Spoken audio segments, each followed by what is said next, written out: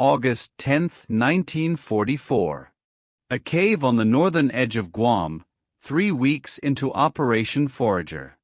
Corporal James Mitchell of the 3rd Marine Division crouches at the cave entrance, rifle ready, calling in Japanese for whoever's inside to surrender. The response comes as sobbing, high-pitched voices. Women's voices. 17 Japanese women emerge with their hands raised, faces streaked with dirt and tears, kimonos torn and stained. They're shaking uncontrollably. Not from the tropical heat, but from terror. They know what comes next. They've been told 1,000 times by their military handlers what American Marines do to Japanese women. Rape, torture, execution. In that order. They've prepared themselves to die. Some have already attempted suicide but couldn't go through with it. Now they kneel in a line outside the cave, heads bowed, waiting for the bullets. Mitchell lowers his rifle and turns to his lieutenant. "Sir, what do we do with them?" Lieutenant Robert Carson stares at the women for a long moment. He's 23 years old from Iowa, and he's watched his friends die on this island for 3 weeks straight. The fighting has been savage. The Japanese showed no mercy. But these aren't soldiers. These are terrified civilians who think they're about to be executed. Carson makes a decision that violates everything Japanese propaganda has told these women about Americans. "Get them water," he says. "And find out if the field kitchen has any hot food ready." 30 minutes later, 17 Japanese women sit in shocked silence, holding tin cups of hot soup and pieces of fresh bread. Not one of them can comprehend what's happening. This isn't what they were told. This isn't what they were promised. This isn't how the story is supposed to end. What these women don't know is that this moment, this simple act of providing food instead of firing bullets, will ripple through the final year of the Pacific War in ways neither they nor the Marines can possibly imagine. To understand the magnitude of what happened in that moment, you need to understand what Guam had become under Japanese occupation. The island fell on December 10, 1941, just 3 days after Pearl Harbor. For 32 months, Guam transformed from an American territory into a Japanese military fortress, and the transformation was brutal beyond measure. The native Chamorro people, American citizens who had lived under U.S. administration since 1898, suddenly found themselves subjects of the Greater East Asia Co-Prosperity Sphere. That flowery name masked a reality of forced labor, starvation rations, and public executions for the slightest resistance. The Japanese brought more than soldiers to Guam. They brought a complete colonial infrastructure. Military administrators, construction workers, merchants, and yes, women. Some of these women came as nurses attached to military hospitals. Others worked in administrative capacities, managing supply depots and communication centers. And some, the ones nobody talked about openly, came as part of the comfort station system, forced into sexual servitude for Japanese soldiers. By 1944, estimates suggest approximately 2,000 Japanese civilians lived on Guam, perhaps 300 of them women. They worked in field hospitals treating wounded soldiers from across the Pacific. They operated radio stations broadcasting propaganda. They cultivated small gardens to supplement military rations. They became integrated into the occupation machinery, whether by choice or by force. But more importantly, they absorbed the propaganda. Every single day, military broadcasts and official newspapers hammered home the same message. Americans are demons. They commit unspeakable atrocities. They show no mercy to civilians. They rape women, torture prisoners, desecrate bodies. If the Americans return to Guam, death by your own hand is preferable to capture. The propaganda wasn't subtle. It was relentless, graphic, and supported by fabricated evidence, doctored photographs, invented testimonies from supposed survivors of American atrocities. By mid-1944, every Japanese civilian on Guam believed, absolutely and completely, that American capture meant torture and death. July 21, 1944. The pre-invasion bombardment begins. Battleships and cruisers of the Fifth Fleet pour 14,000 tons of naval gunfire onto Guam over 13 days. The island trembles. Japanese defensive positions, carefully prepared over 2 years, disintegrate under the onslaught. On Orote Peninsula, ammunition dumps explode with such force that the shock waves shatter windows on ships 3 miles offshore. The Japanese garrison, approximately 19,000 soldiers under Lieutenant General Takashi Takashina, retreats to prepared positions in Guam's mountainous interior. They bring the civilians with them. The women find themselves trapped in a nightmare. They're not trained soldiers. They're not even given weapons in most cases. They huddle in caves and jungle ravines while American shells scream overhead and fighter planes strafe anything that moves. The heat is suffocating. Water supplies dwindle. Food runs out. Wounded soldiers fill the caves, screaming through the night. The nurses work by flashlight, with no anesthesia, no proper instruments, just desperation and improvisation. Women without medical training find themselves holding down thrashing soldiers while surgeons amputate shattered limbs with handsaws. July 21st. The Marines land. The 3rd Marine Division hits Asen Beach. The 1st Provisional Marine Brigade storms Agate. The fighting is immediate and vicious. Japanese defenders emerge from hidden bunkers and fire at point-blank range. Marines advance through machine gun fire, flamethrowers, and hand-to-hand combat in dense jungle where visibility extends maybe 10 feet. Every yard costs blood. The Japanese defense strategy relies on defense in depth, forcing the Americans to fight for every hilltop, every ravine, every cave. And scattered among the military positions are the civilians, the women, trapped between 2 armies locked in mutual annihilation. By August 10, organized Japanese resistance is collapsing. General Takashina dies in combat. His successor, General Hideyoshi Obata, knows the battle is lost. He orders a final, suicidal banzai charge. Thousands of Japanese soldiers, many already wounded, fix bayonets and charge into American machine gun fire. It's massacre, not battle. The banzai attack fails completely, but it shatters what remains of Japanese defensive cohesion. Small groups of soldiers and civilians scatter across northern Guam, hiding in caves, waiting for the end. The Japanese women hiding in that cave on August 10 aren't making irrational decisions when they assume execution awaits them. They're following logic, the logic drilled into them through years of systematic indoctrination. Understanding this propaganda is essential to understanding their terror and the profound impact of what happened next.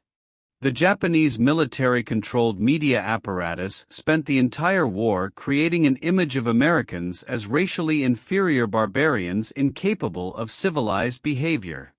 Radio broadcasts featured supposed testimonies from Chinese civilians describing American atrocities.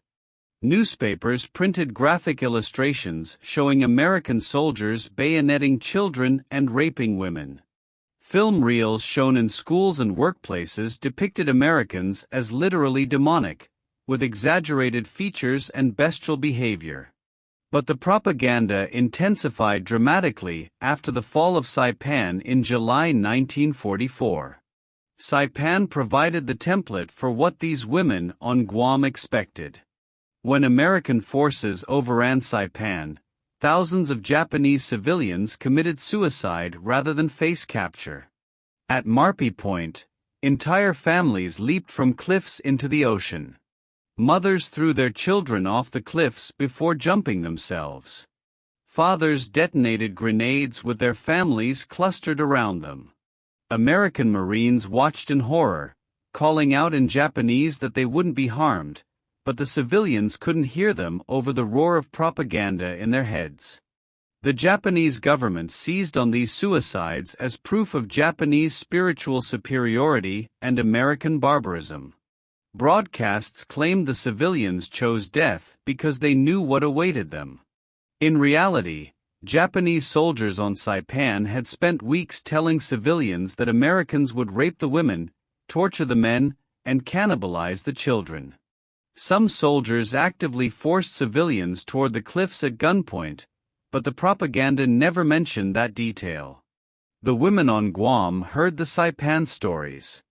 They knew Saipan fell just weeks before the American invasion of their island. They had every reason to believe the same fate awaited them. Cultural factors amplified the terror. Japanese military culture emphasized honor through death and shame through surrender. Women specifically faced intense cultural pressure regarding sexual purity. Capture by enemy soldiers, even without assault, represented irredeemable shame not just for the woman but for her entire family. Many of the women in that cave had already discussed suicide pacts.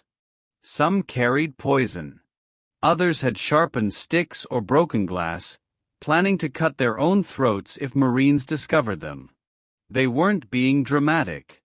They were following the script their society had written for them, a script that said death was preferable to the dishonor of capture. When Lieutenant Carson ordered hot soup and bread for the Japanese women, he wasn't following a manual. No Army or Marine Corps field manual in 1944 specifically addressed feeding enemy civilians who expected execution. He was acting on instinct, training, and values. But his instinct reflected a broader American military culture that, despite its flaws and prejudices, operated under fundamentally different assumptions than the Japanese military.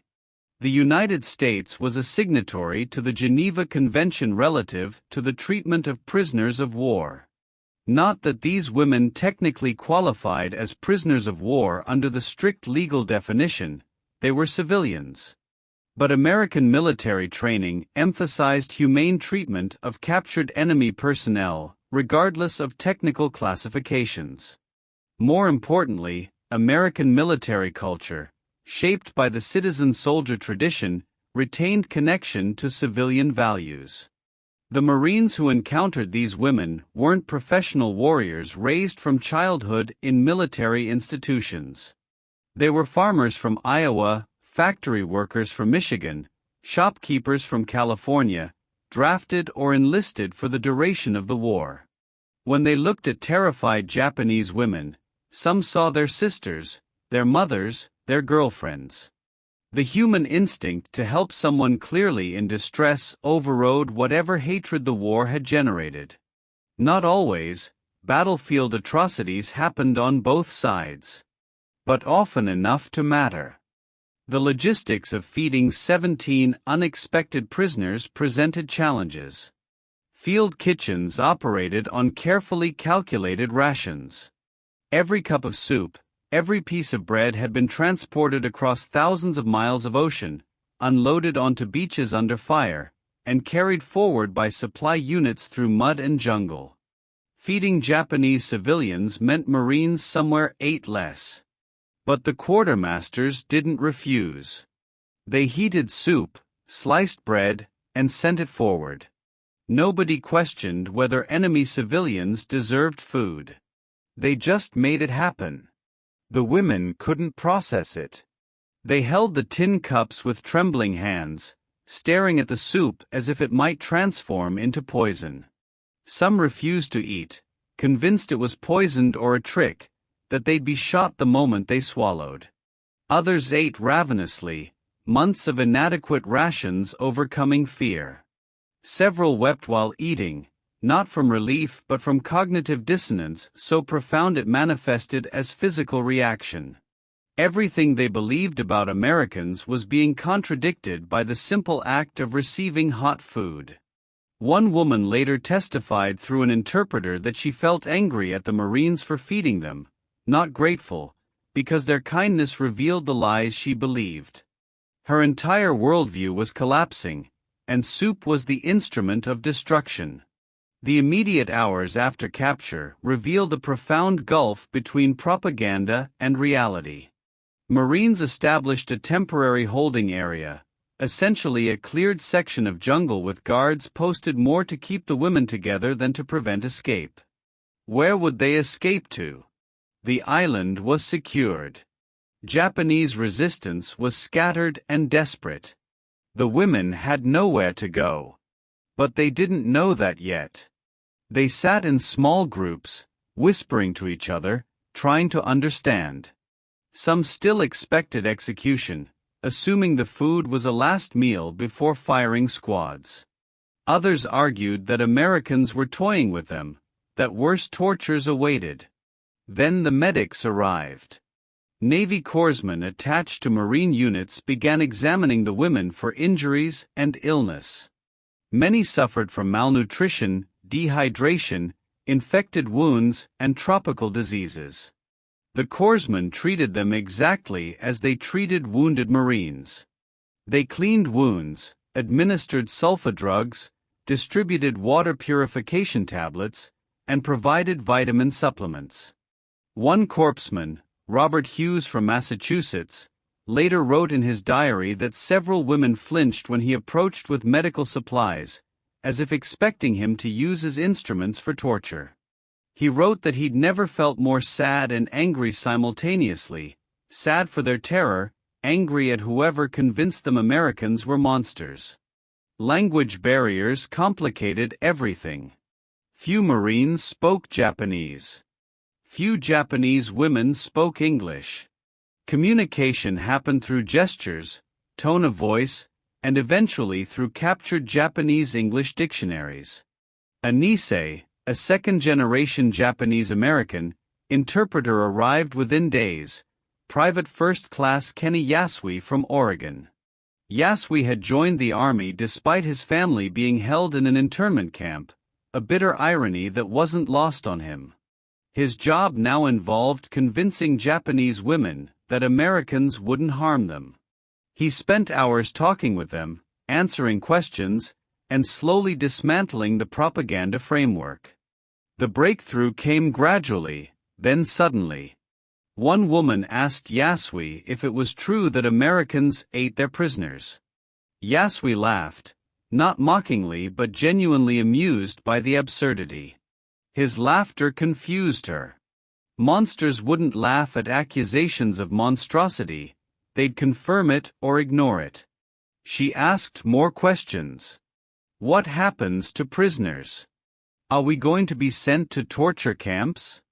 Will we be forced to work until we die? Yasui answered honestly.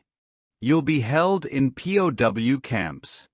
You'll receive food, medical care, and shelter. When the war ends, you'll be repatriated to Japan. Nobody will torture you. Nobody will rape you. You're protected under international law. She didn't believe him. Not immediately. But over the following days, as the promised food kept arriving, as medics continued treating injuries, as Marines walked past without threatening them, belief became possible. Then belief became reality. Then reality became a new source of trauma.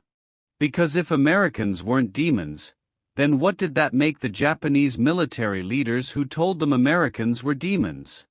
What did that make the soldiers who pressured civilians toward suicide cliffs? What did that make the entire war?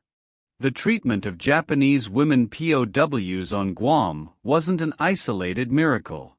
It reflected systematic American policy toward prisoners of war that stood in stark contrast to Japanese practice. The difference stemmed from fundamentally incompatible military philosophies shaped by culture, law, and strategic calculation. The United States maintained, at least in theory and often in practice, that enemy prisoners deserved humane treatment under the Geneva Convention. American POW camps in the continental United States housed German and Italian prisoners in conditions that sometimes exceeded the living standards of civilian Americans in poor rural areas. Prisoners received adequate food, medical care, recreational opportunities, and even wages for labor. This wasn't pure altruism. It was strategic. The United States wanted enemy soldiers to surrender rather than fight to the death. Treating POWs well encouraged surrender, saved American lives, and provided valuable intelligence.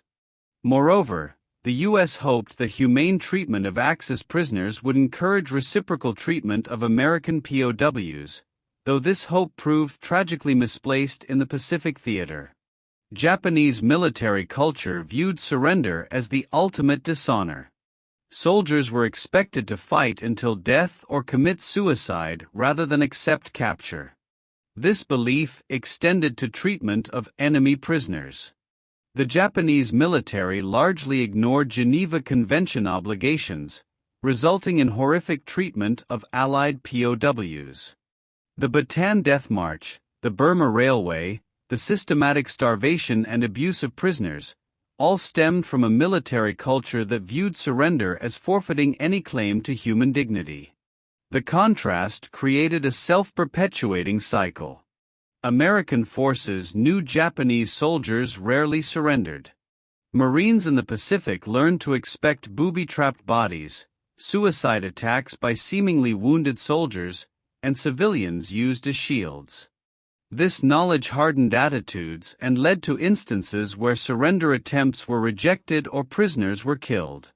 But compared to Japanese treatment of prisoners, American handling of Japanese POWs remained relatively humane. Statistics tell the story. Of approximately 95,000 Americans captured by Japanese forces during the war, roughly 27,000 died in captivity, a death rate of approximately 28%. Of approximately 41,000 Japanese captured by American forces, fewer than 3,000 died in captivity, a death rate below 7%. The women on Guam represented a unique category, civilian enemy nationals captured in a combat zone. Their treatment set precedents that influenced handling of Japanese civilians on subsequent islands, Tinian, Peleliu, Iwo Jima, Okinawa. As American forces advanced toward Japan, they encountered increasing numbers of Japanese civilians. The Guam experience demonstrated that humane treatment could break through propaganda, encourage surrender, and reduce casualties on both sides. After Guam, American forces made greater efforts to communicate with Japanese civilians through leaflets, loudspeaker broadcasts, and interpreters. The message was consistent: surrender means safety, not death. What happened to the 17 women after that first meal varied by individual circumstances and post-war chaos. Records from 1944 and 1945 are incomplete, fragmentary, and sometimes contradictory. But fragments of their stories survive in military documents, repatriation records, and post-war interviews. Most were transferred to POW camps on Guam itself, then later to larger facilities in Hawaii or the continental United States. They spent the remainder of the war in camps that, while certainly restrictive, provided adequate food, shelter, and medical care, conditions vastly better than what they experienced in the caves. One woman, identified in records only as Fumiko S., worked as a nurse in the camp medical facility, treating other Japanese prisoners. She later testified during war crimes investigations, describing conditions under Japanese military rule and confirming that Japanese soldiers had told civilians American capture meant certain death.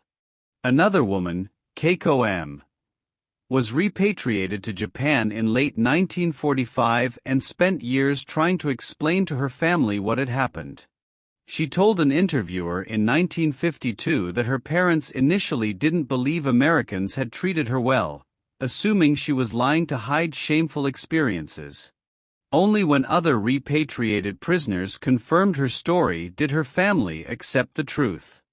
The psychological impact of having your entire worldview shattered by a cup of soup can't be overstated. These women spent years believing Americans were subhuman monsters. Then they discovered not only that Americans weren't monsters, but that their own leaders had lied to them, potentially pushing thousands toward unnecessary deaths. Some women embraced this new understanding, becoming actively pro-American in post-war Japan. Others experienced profound depression, unable to reconcile what they'd been taught with what they'd experienced. A few rejected the evidence of their own experience, constructing elaborate explanations for why Americans had treated them well, arguing they'd been lucky or that the particular Marines they encountered were exceptional. But the strategic impact mattered more than individual fates. Word of American treatment of prisoners spread. Japanese soldiers who might have fought to the death began considering surrender. Civilians who might have committed suicide instead waited for American forces. Leaflets dropped on subsequent islands specifically mentioned that captured civilians on Guam received food and medical care. Intelligence officers reported that these leaflets contributed to increased surrender rates, particularly among civilians. Every Japanese civilian who surrendered rather than committing suicide was a victory for humanity over propaganda, and it started with 17 women in a cave receiving bread and hot soup. 79 years separate us from that moment outside the cave on Guam. The Marines who made the decision to feed those women rather than shoot them are nearly all gone now. The women themselves have passed into history. But the significance of that moment endures because it reveals something essential about warfare, humanity, and the choices that define us. War amplifies both the best and worst of human nature. It creates situations where murder becomes duty and kindness becomes courage. The same war that produced the Bataan Death March also produced Marines who fed their enemies. The same conflict that saw civilians leap from cliffs rather than surrender also saw Americans risk their lives to prevent those suicides. The choice to provide bread and soup wasn't difficult in practical terms. The field kitchen had food. The logistics existed. The choice was moral and philosophical. Do we treat terrified civilians as human beings deserving dignity, or do we treat them as the enemy deserving nothing but violence? The Marines on Guam chose humanity. Not because they were saints. Many of those same Marines had killed Japanese soldiers without hesitation and would continue doing so. They chose humanity because their military culture, for all its flaws, retained space for mercy. Contrast this with Japanese military culture at the time, a culture so rigid that surrender meant irredeemable shame, so hierarchical that order superseded conscience, so consumed by ideology that it encouraged civilians to commit suicide rather than accept help. The Japanese military convinced civilians that death was preferable to American capture. They were provably, catastrophically wrong. But propaganda works not by being true, but by being loud, consistent, and reinforced by authority. The women in that cave believed the propaganda because everyone they trusted told them it was true. Breaking through that conditioning required not just words but actions. Words could be lies. Food was undeniable. The story of Japanese women POWs on Guam matters because it's a reminder that even in total war, even in the brutal Pacific campaign where both sides committed atrocities, humanity could survive.